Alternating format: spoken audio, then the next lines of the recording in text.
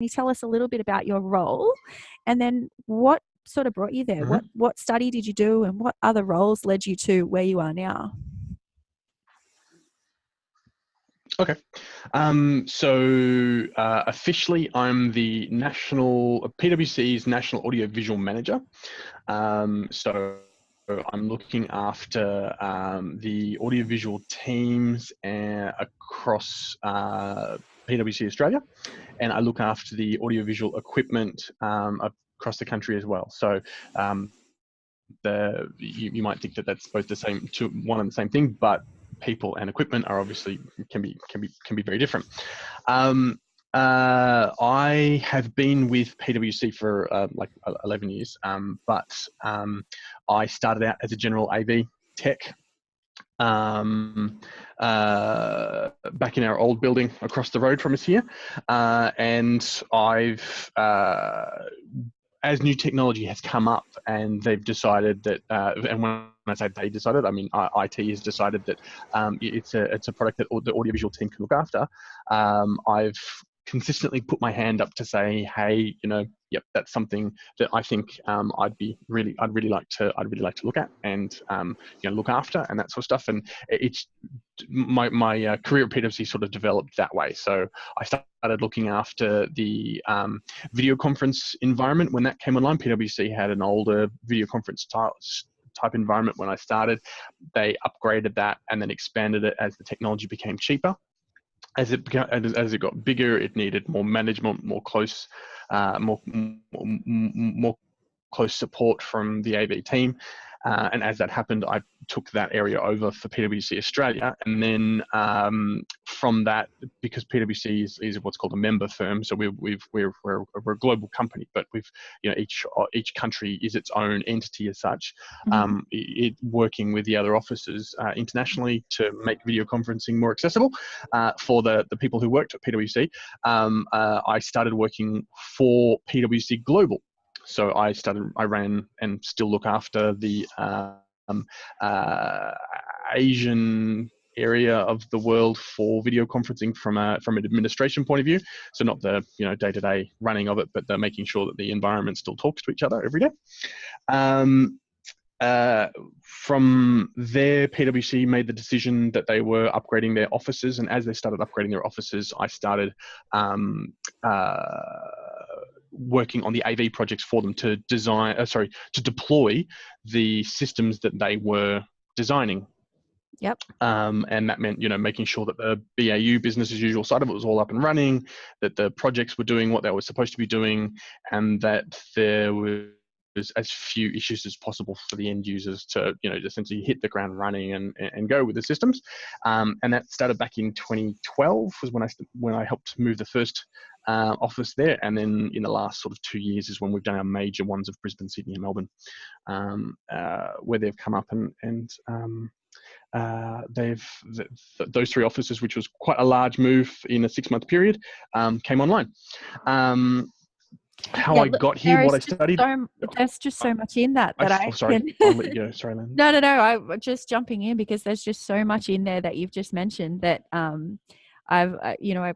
really want the listeners to be able to understand. So that 11 years at PwC, one of the goals that we're talking to most companies about is that employee retention. Like how do you achieve employee retention in an age where the average tenure is about 3 years and 4 months, I think, from the last time I looked, and depending on the generation, they could change careers up to 20 times. So can you give us some insight of, what is it about PwC that's kept you there for so long, and what are the insights into that longevity? Because I have thought about that myself over time. Why have I stayed at PwC? And it's come down to the people I've worked for. So for a long period of time, our department was under the client services umbrella. So the managers above us were less technical, but that we still lived under their umbrella. Recently, in the last 2 years, we've been shifted across to IT because so much more of what we do is IT dependent, that they felt that that was the best move. But prior to that, by being essentially truthful, upfront, and showing that we could deliver what I was doing and what I was proposing to that less technical management team that I had under the client services team, I built trust, and that trust meant that I was comfortable working with the people that were my managers, and so because they believed in me and they trusted me to get the job done and get the work done that they needed to deliver to their clients, it meant that I was much more comfortable in pushing myself forward at PwC. And then, as I mentioned, the ideas as new technology came up that was presented to us for us to look after, there were the opportunities there that I took, and being able to take opportunities and grow within my role meant that I wasn't looking elsewhere for that. I wasn't looking somewhere else to develop myself, or I didn't feel that I was, I wasn't able to go anywhere. Now, that's not saying, there haven't been times when I've thought, oh, am I really going anywhere? But then I've made sure that, am I asking the right questions and going, okay. So there's a big portion of it is that, I had really good managers that trust me, but then there was the other component of me making sure that I was consistently pushing myself and looking for those opportunities. And that's how, I went like those, I've done lots of bits and pieces in between over the 11 years, but the main steps for me from being AV tech to video conference administrator to global video conference administrator to national audio visual manager, they were all opportunities, and I made sure that I was looking for those opportunities, and that's what kept me here. Yeah, wow. Okay, I'm smiling because I can completely relate to that whole trust issue. Once you've got a manager who trusts you and even throws you in the deep end a little bit, or just sees if you can, hey, how about you try this? And they just have that trust that of course you can do it. It's nice. It's really nice. You touched a little bit on, you were going to say a little bit more about your background and the things that brought you into that AV role in the first space. Before I cut you off. Mm-hmm. So no. A little bit about your background. So 20 years ago when I finished high school, I think it's a lot of people's story of, you don't really know what you want to do. Like, I went through high school not actually knowing what I was going to do at the end of it. And I got to the end of it and just went, well, my VCE score wasn't that great. What do I do now? I kind of just picked something and fell into it. And it was just, I jumped into computer science, right? Because at the time, 20 years ago, computer science was, it was one of those, at the time, it was one of those it word sort of things where it could mean anything. And I had no idea what it actually meant. I had no idea what I was actually getting into. And I did that for about 6 months before I realized I didn't like it, and then stopped going.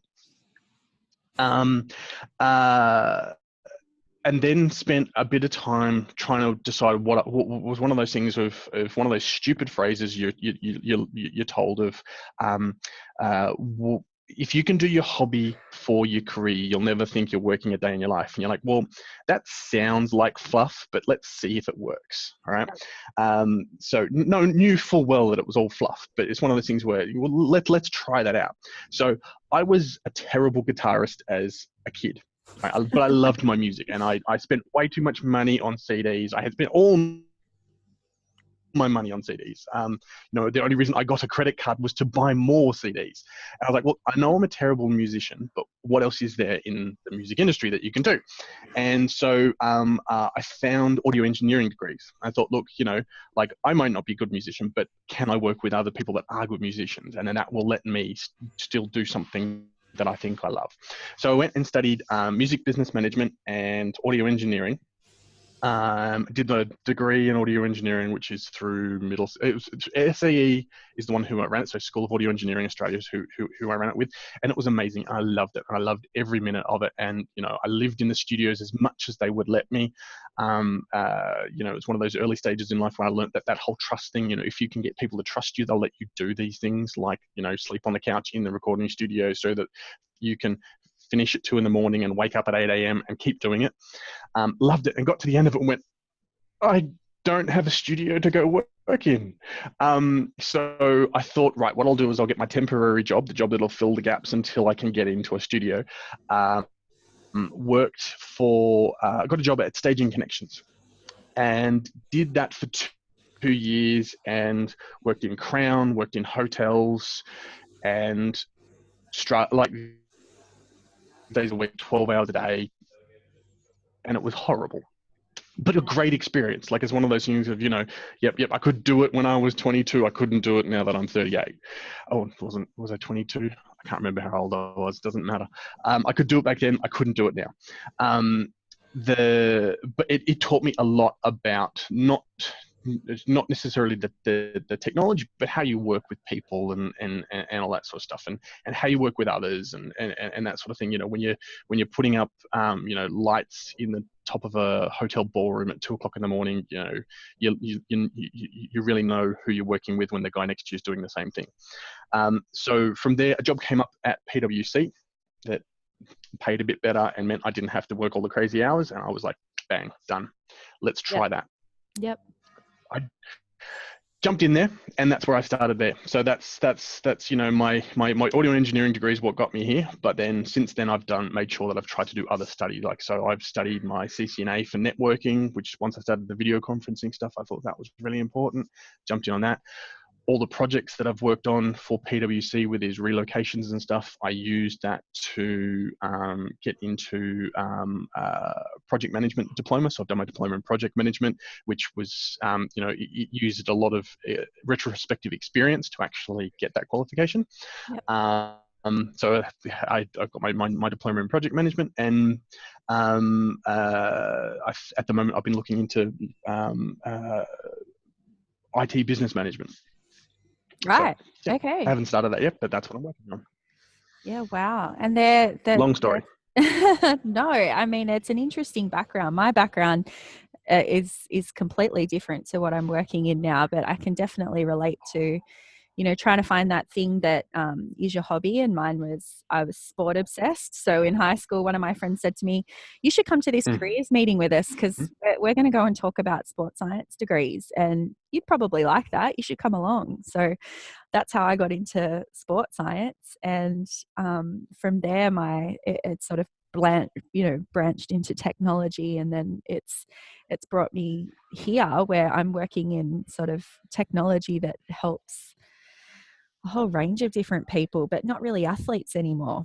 So I can totally understand the whole windy road to get to where you are and find that job that you love.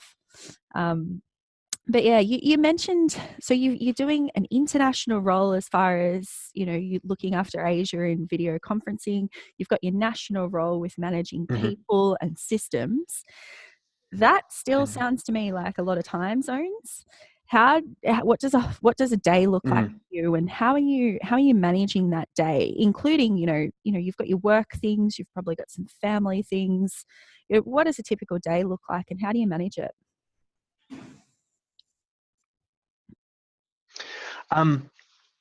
So because I've been doing this a while now, and I've been doing the global stuff for a while, I try I work quite hard in making sure that I have work at work and home at home. And I know a lot of people that I work with, they have to do like a lot of work at night and on weekends and all those sorts of things.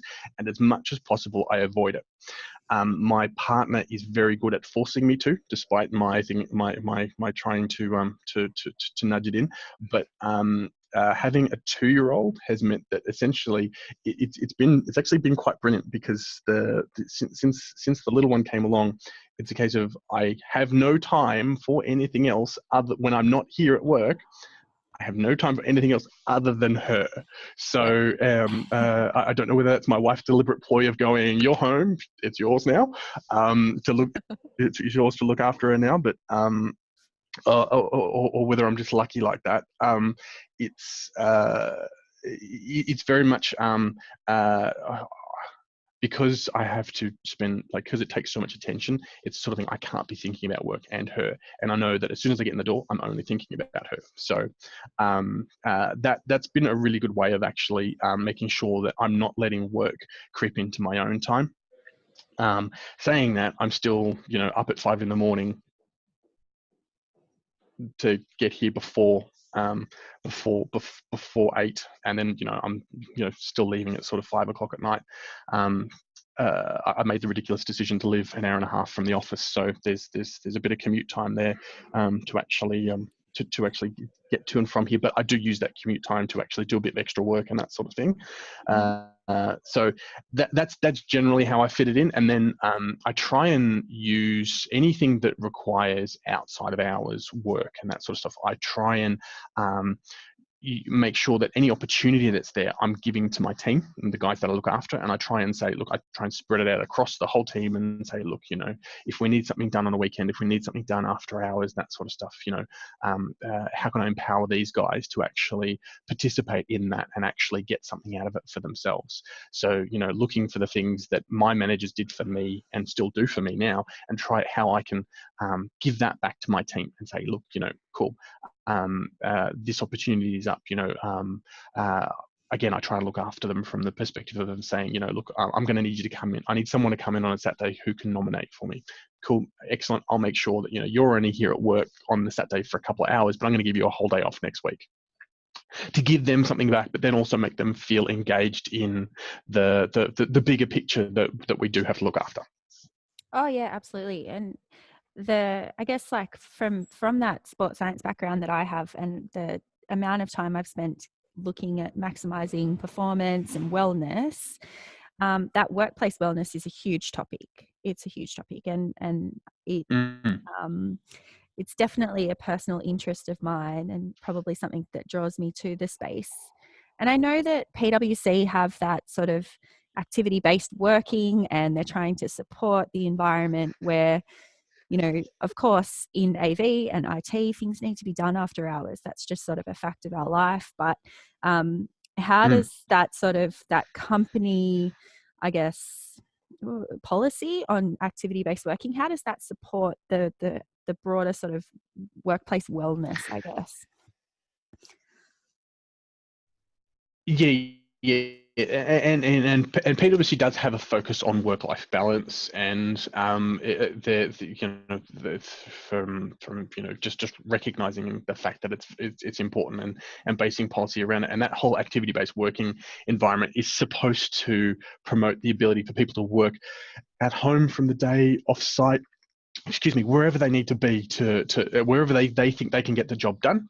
PwC will support them in actually doing that. So, some of that's through the technology that they try and bring in. So, like the web-based video connection stuff, so that they can still attend meetings and feel like they're there in person. Through to the actual computer that they provide, being able to support that and work away from the office and that sort of thing. From an audio-visual perspective, it's actually a tricky one. It's not the sort of thing where we're like in one of the teams that, it doesn't matter whether they're in the building or at home being able to do it. Here, there's a lot of, like in my area, in audio-visual, there's a lot of work that has to be done on the ground. So the guys don't really get a big opportunity to be able to work from home. There's some administrative stuff that they could do, but realistically, people need support in the spaces. So for us, it's important to think, all right, how can I help the team feel like that they can participate in that work-life balance, scenario? And some of it is that stuff that I was talking about, where if they do have to do something after hours or whatever, I'll give them an informal time in lieu type situation where I say, look, make sure you take your own time and stuff like that. And then there's other components of where we go, look, something that we've just started in my Sydney office is making sure that the guys can go, look, one day, once a week, one of the team spends working from home. So we make sure we work out what day in the week that has foreseeably the least amount of impact to have someone do that. And then we have them doing purely all the administrative work. So they're taking all that work off the rest of the team, so they're not having to do it on deck, and that's all being done from home. So it's just about trying to, it's not necessarily as clear for my team as it might be for other people within the firm, but we still make sure that we use that to our benefit where we can, and then manipulate it in a different way. Yeah. Okay. All right. An hour and a half commute each way. That sounds like my nightmare. Yeah, I live in Geelong, so it's I actually live closer to Torquay than Geelong, but it's one of those things where for location, it's worth it. Yeah, you've got the beautiful part of the world, so you just kind of deal with it, don't you? I'm similar. Yeah, I'm in exactly, Sydney. and it also makes you. I'm about an hour from the CBD, but our office is just that little bit closer to home. So yeah, to live Yeah. by the beach and have that lifestyle after hours, and 5 a.m. wake ups near the beach are pretty easy for me. You get to see a sunrise and still get to work. So Yeah. it's all worth Yeah, it. exactly. Mhm. So with so much experience, so you had your 11 years at PwC, and you've had your audiovisual experience, and your various studies and degrees, and crazy hours working in this industry. Can you give us an insight into how the AV industry has dramatically evolved, and what changes you observed, and what trends do you see for the rest of this year and into next year? So there's I mean, I'm going to comment on the thing that a lot of people would already know is the biggest thing that's changed from AV when I started to AV now, and from a specifically corporate solution, AV has moved massively from being what it was when I started, which was basically just projectors, screens, conference phones, and multifunction room setup, through to now we do the same things, but everything is so much more integrated into a technology-based environment. So this, because technology costs have come down, and what the technology actually offers now has increased so much, it means that places like PwC, where we might not have had very many boardrooms with integrated technology in them, now every boardroom, every meeting room has some form of technology that AV look after in it. And because because there is such a large amount of technology, that all that tech now is being integrated, means that it's completely on network now. So every device at some point is touching the network. So AV itself has this, and the industry still feels, I feel, and this is opinion only, so it's based on my experience only. There's still a strong feeling that IT doesn't actually know what to do with AV, because it sits in a weird place. And when I say it sits in a weird place, it sits in a weird place because there's all this technology that existed, as in I'm talking, screens and audio systems and vision systems and that sort of stuff, and they're all operated independently. Putting it on network means that it has to follow network rules, and I'm talking about as in physical network rules, but I'm talking about security rules and all sorts of other areas of IT, being a lot of server-based equipment now and that sort of stuff, where AV coming in and trying to live in that space isn't as simple as it sounds. So when you're trying to troubleshoot a system, or you're even just building a system, not even troubleshooting, not even getting to the point of there's an issue with it and I've got to fix it. It's how do I integrate this into IT's architecture? Understanding that and being able to work with those teams in IT that are not necessarily very flexible, that's a big challenge. And then, from an AV perspective, understanding coming back to that point of troubleshooting, understanding how to troubleshoot within a network, that in itself is difficult, because from an IT perspective, they see, everything technical is about signal flow, but they see that, for the way traffic and information moves in for a computer should be exactly the same as it does for an AV system, but they're not trying to achieve, those two systems aren't trying to achieve the same thing. So having a system that can do that, designing and deploying a system that can do that is really difficult, and then making sure it continues to run when IT itself is continuously evolving. So every time that there's a firewall change, every time that there's a network adjustment, anything like that, if IT aren't taking those things into account, that can completely destroy an AV system that might not understand this firewall change, this rule change that any other piece of IT hardware would. Mm-hmm. So that's the biggest challenge. As far as where the industry's going, I think it's one of these things where, you would probably say 4 or 5 years ago, AV sort of smashed through that IT wall. Now it's the sort of thing of it's just continually developing. So it's growing. So where and it's user driven in that users want things to be simple. They Mm-hmm. want to just walk in and things to just work, but they still want all the toys and all the bells and all the whistles. So it's come from people being engaged from a consumer level and saying, well, why can't I have that at work? So all those systems that they have at work, like, and as an example, it's the home assistant stuff that's come into it recently. People want to understand, well, if I can have that at home, why can't I have that at work, where I could just walk into a space and talk to the room and the room do what I want it to. So I'm not even engaging with an interface that's a physical interface anymore.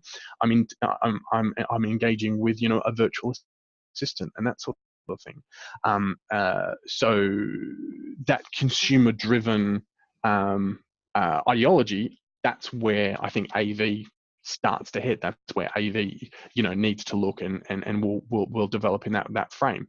When those big companies like Google and Apple,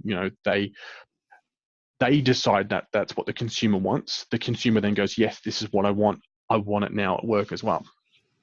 Yeah, okay, I can see that.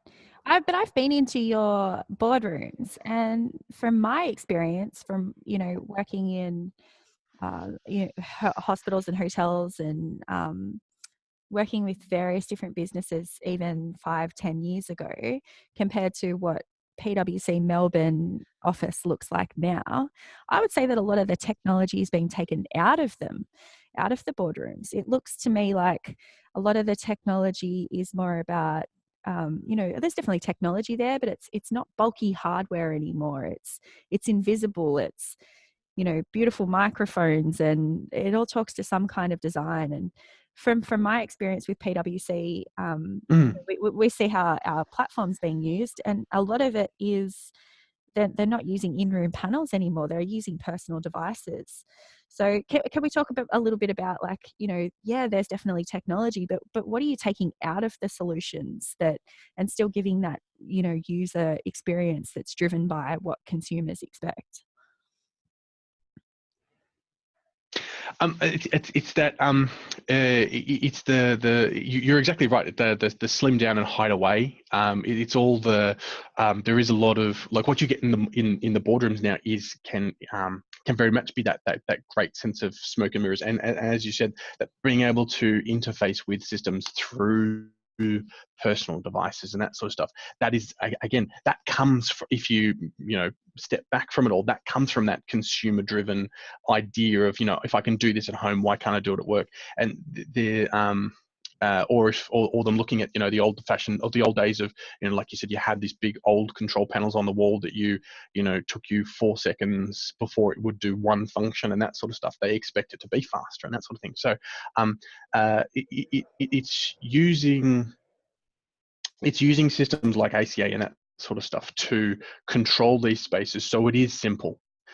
so that, you know, like from my end and your end, we understand that, you know, when someone comes in and sees that there's simply you know, one or two options as far as how they connect their systems into it, and then, you know, they're controlling it either from a web page that they're pulling up rather than having to go to a control system that's a push button system in the wall or on a boardroom table and that sort of stuff.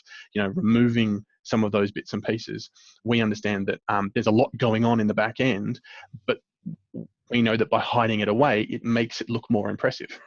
So those users see it and go, look, yeah, there's look, the value here is that for me, it's simple to engage with, it's simple to operate, and you know, it's you know, giving me the options for what I need to do in this space, which, you know, present to my client, present to my team, you know, work on XYZ project.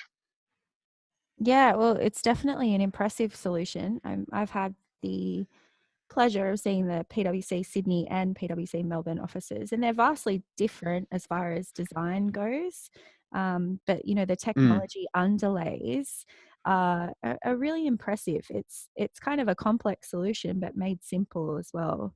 Um, and I've seen you in action mm, explaining it to other clients that we've brought through your office doors, and I know that there's a lot of complexity that's sort of in the background, because I've heard you explain why you made those choices and what it meant to you. So I don't know, can we talk a little bit more about the approach that you guys took to the change of these offices? And you know, you mentioned you did Sydney, Melbourne, Brisbane all in a 6-month period.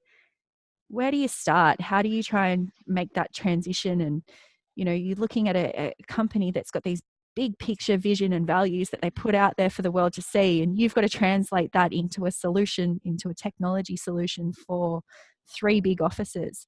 Where do you start with that? mm. So for, I think we were a little bit lucky in that, from our perspective in our AV team, when we started relocating offices, we started back in 2012, right?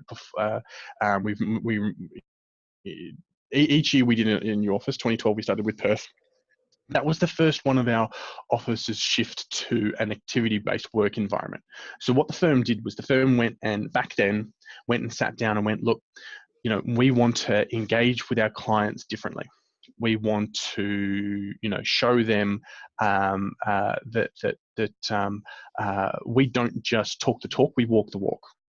And you know, if we're going to be a modern and up-to-date company, we need to make sure that our staff and our teams can work in a modern and up-to-date way. And Oh, at I the like time, that. there's a lot of research to show. I really like There that was a line. lot of If research and we're going stuff to be a around this modern, whole. yeah. Sorry, I'm jumping in, but I like to No, pull out those cool. little sound bites, I guess, because if you know, if we're going to be a modern and up to date company, we need a modern and up to date solution. It's kind of simple, right?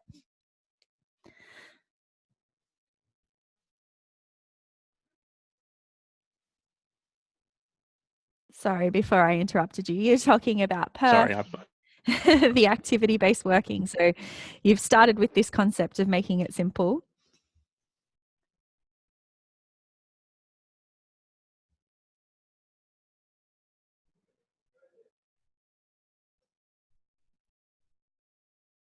sorry. Got your I back. That's all right. yep. I lost. I fell over. I tripped and fell and couldn't get up.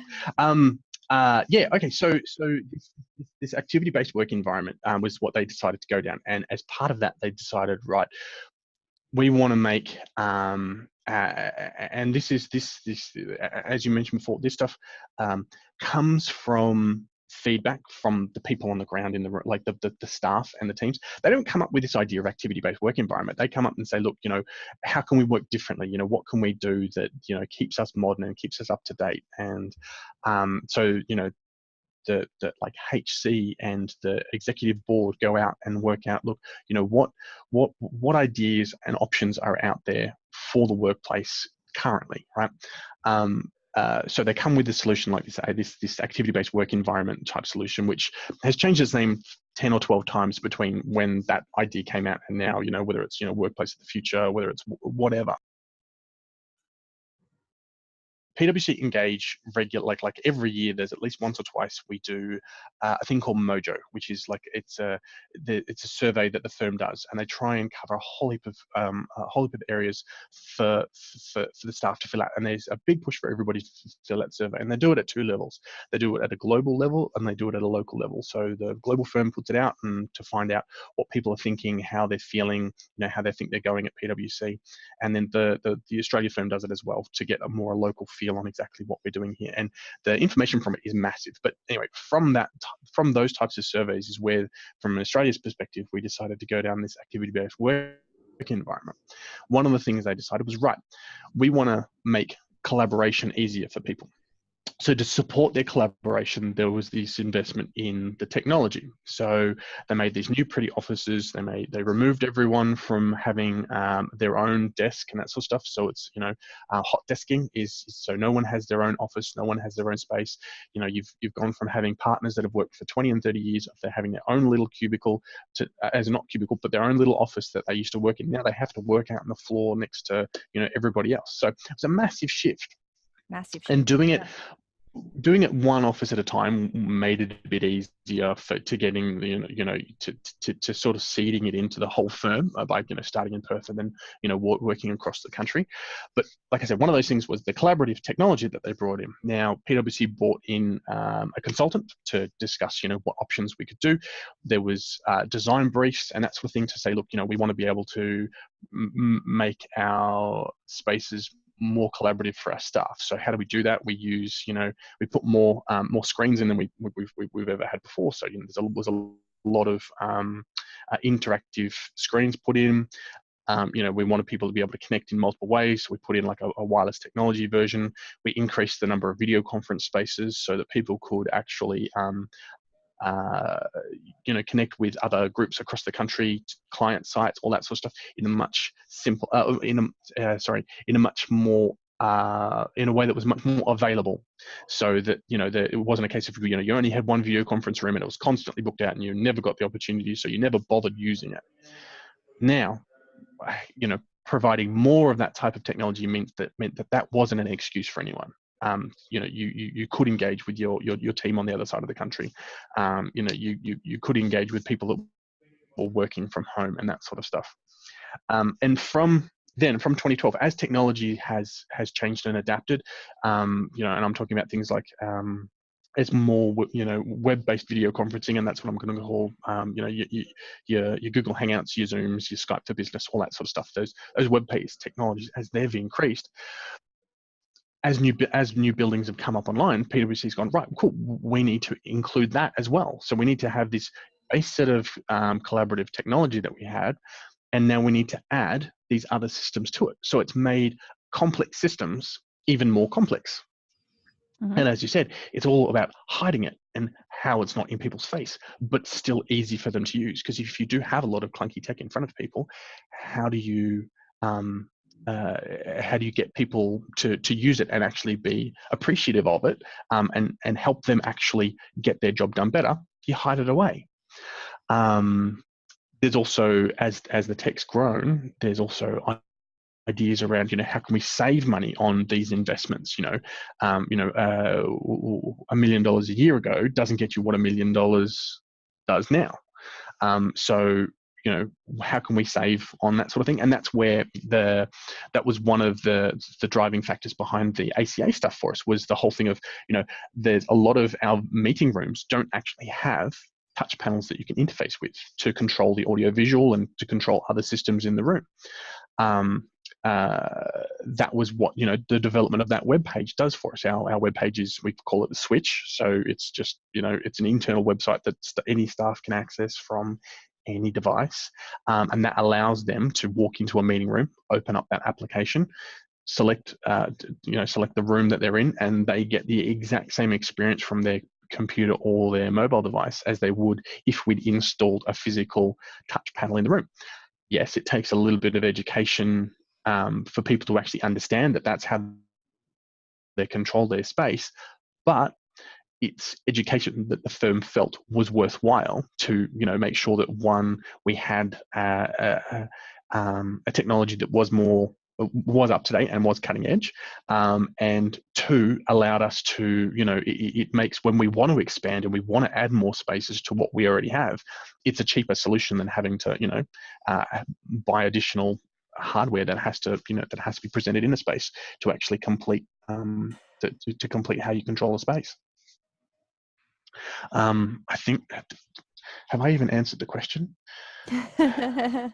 Yeah, definitely. I mean, one of the I'm good with advantages. the tangent. Sorry.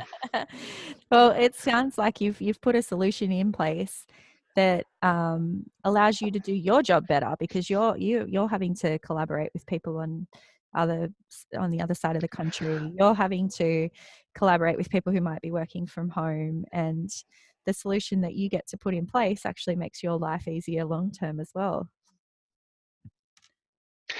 More than making it easier, it actually makes the job more interesting. Okay. And this comes back to the points I was saying about earlier about if the job was still polycoms and whiteboards and multifunction room stuff and that sort of thing, you wouldn't want to.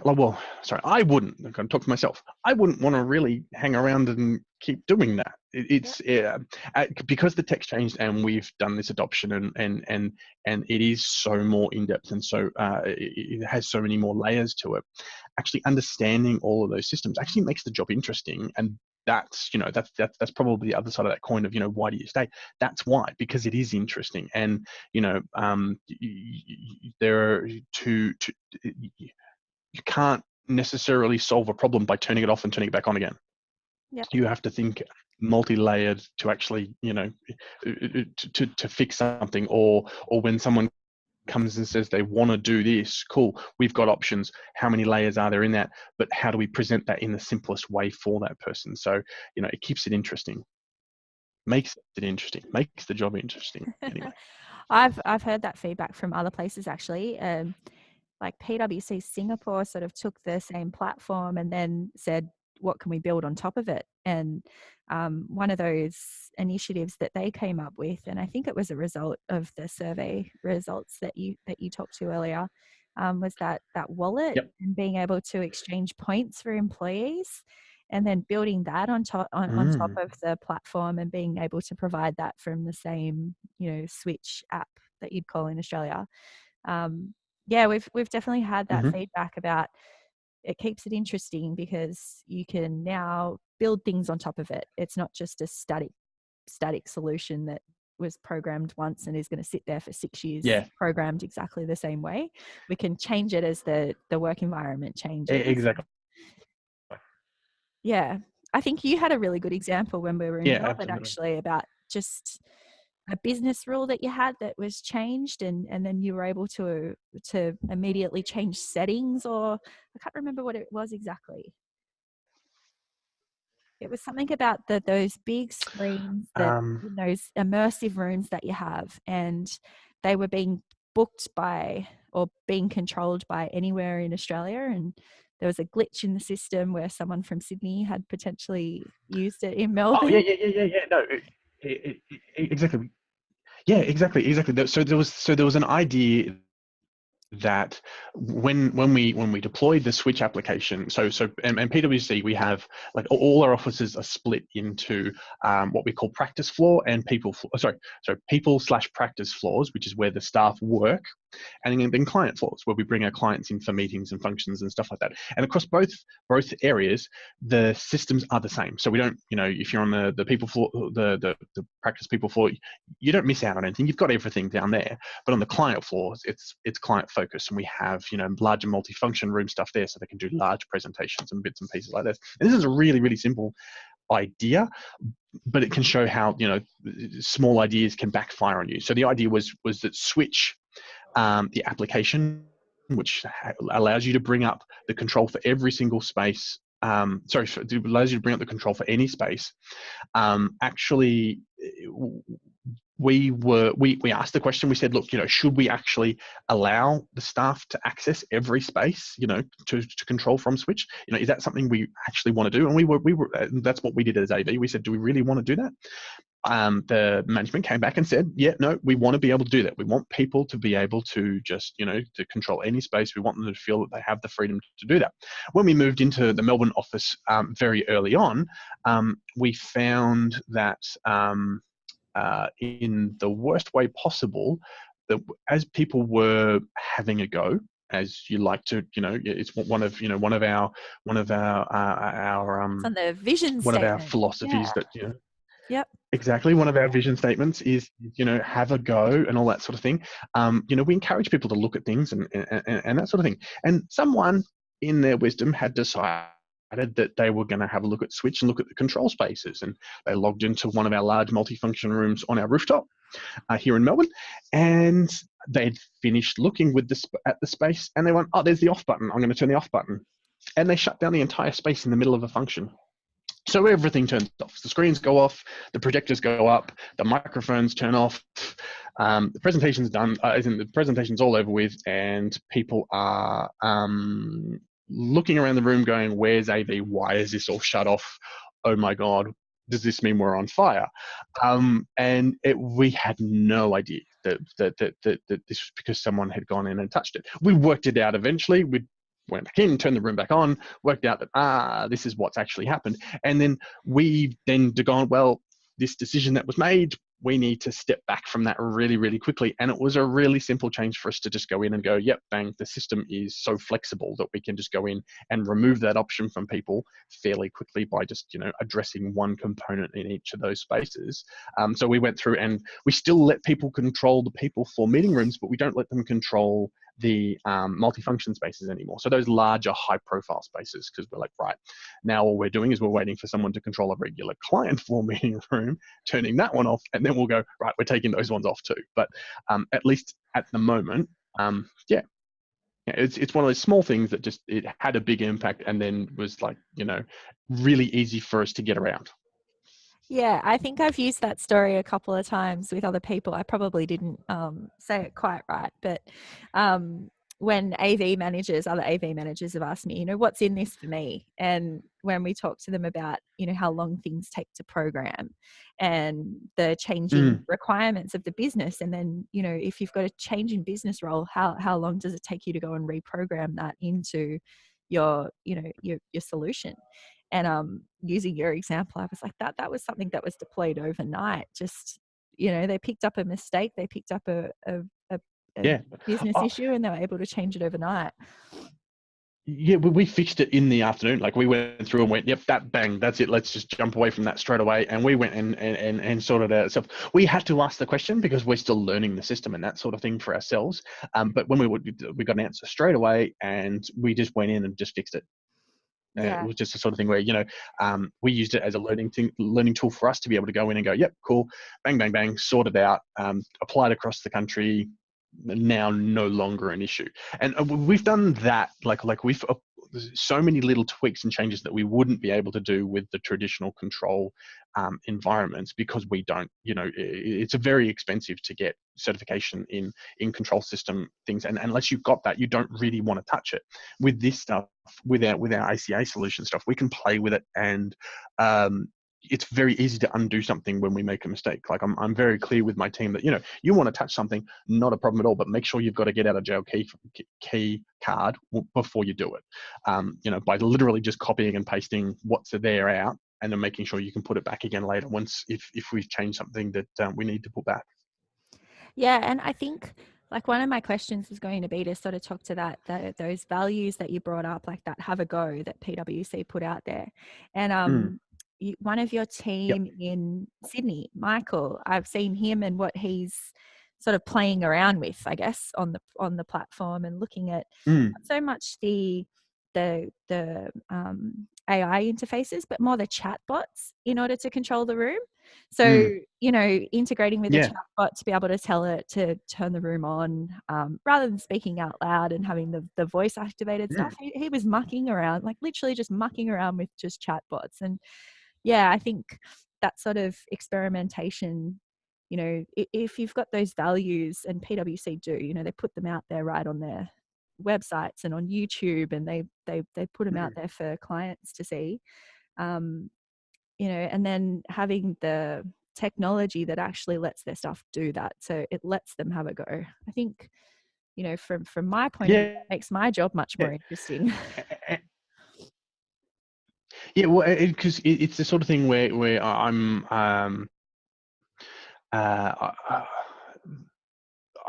we're never ever criticized for making a mistake. They just like us to make sure that we've learned from it. So if there's something that we've done that's, obviously if it's something that has an impact directly on a client, that's not acceptable. But anything that's, if a system hasn't, if something's gone wrong in a system because we've done something, as long as we've learned from it, we're never criticized for that. We just make sure that, what we've learned from it, we apply. And whether that's, all right, I did this at this time, so really I can't ever do that again at that type of time, whether it's in the day thing or something like that. If I need to apply this outside of hours, then I know that's fairly simple. I know that's very straightforward, change management type things, but that's part of those vision and values that the PwC promote. They do live, and they have to. If they didn't, they would get called out on it very quickly. Yeah, and from our point of view, when I go into meetings with potential new clients, and if we're just sitting there talking about AV systems or control systems or room booking or something like, that's a little bit dry.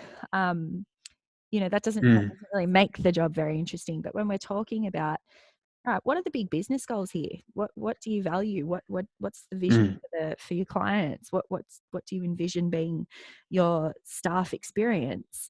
When we get into those sorts of conversations, that's what makes the jobs really interesting, and the technology just falls in place as a part of that, sort of enabling what they want to achieve.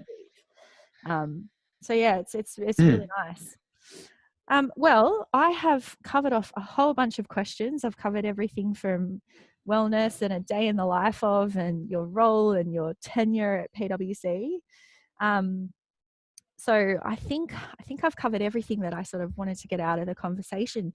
Is there anything else that you wanted to add? I guess anything at all that you think that listeners might be interested in, as far as, they might be in a similar role, they might be, looking to get a role like yours. They might be looking at solutions that you've deployed where you've made mistakes, and what you do differently. Is there anything else that you could add that would sort of add value to the audience? Yeah, I think the one thing, and I know I've spoken about this when you've brought other people into our offices previously, but there's some of the areas that people don't think about when they're building these design stuff is you get a lot of projects where there's a design brief, and it's provided and that sort of stuff, and you have a consultant or anyone come in and go, yep, cool, all right, here's the end product. They come through, they deliver it in the end product, but they don't necessarily take into account what do you want to actually happen once day one happens. So day one happens, everyone comes in. 6 months down the track, what do you want to see in that? What do you want to have seen in that 6 months, right? Because you can just say, oh, I want new tech in my building, but what is that actually in 6 months' time? What do you want to have seen from that? And I'm talking all the way down to the analytics of how the spaces are actually used. If you only touch on it briefly in a build or a design or that sort of stuff, I can guarantee you won't have all the information that you want from this space. You won't get the right user data on the equipment that's being used, what's not being used, what's being ignored, what's getting too much use on that sort of stuff. Not too much use. What's the highest demand for? If you just use room booking data, you can't. You don't get enough information from room booking data, because the room booking data doesn't tell you what was used, how long it was used for, all those sorts of bits and pieces. If you design that, if you make sure that that's very clear in your design phase, you can make sure that you're not having to go back and retroactively change some of these systems. And when I say change them, adding the right technology to be able to access that type of information, because not all devices that you put into a system give you the amount of feedback that you necessarily need. Mm-hmm. You may need tools of equipment to actually allow you to do that. So taking that into consideration, 6 months down the track, what do you need? What do you need to understand? Because in 6 months, you don't want to just go, my system's deployed, and then look at it again in 10 years' time when you're ready to deploy a new system. No, you need to understand in 6 months' time, what isn't getting used? What are we not getting value from? Do we need to look at additional systems and additional things and that sort of stuff? And that conversation about what you want 6 months down the track can be overshadowed because all you're concentrating on is delivery day one. What are we delivering day one? Are we we've got this and this, are we going to get it? That's one of the biggest things. I think the other thing as well is with a lot of the designs that I've been involved with, the guys who operate it and run it on the ground, sometimes their ideas aren't given as much focus. So it's the sort of thing where, if you come to me and say, hey, we want to deploy deploy X system, the guys on the ground have actually got experience to say, cool, you want to deploy X system, we can, that's fine, deploying X system, but have you thought about A, B, and C that are required to make this system work? Mm-hmm. When A, B, and C aren't thought of as part of that process, it means that, again, that's a limitation that potentially has been overlooked because those questions haven't been asked or assessed properly.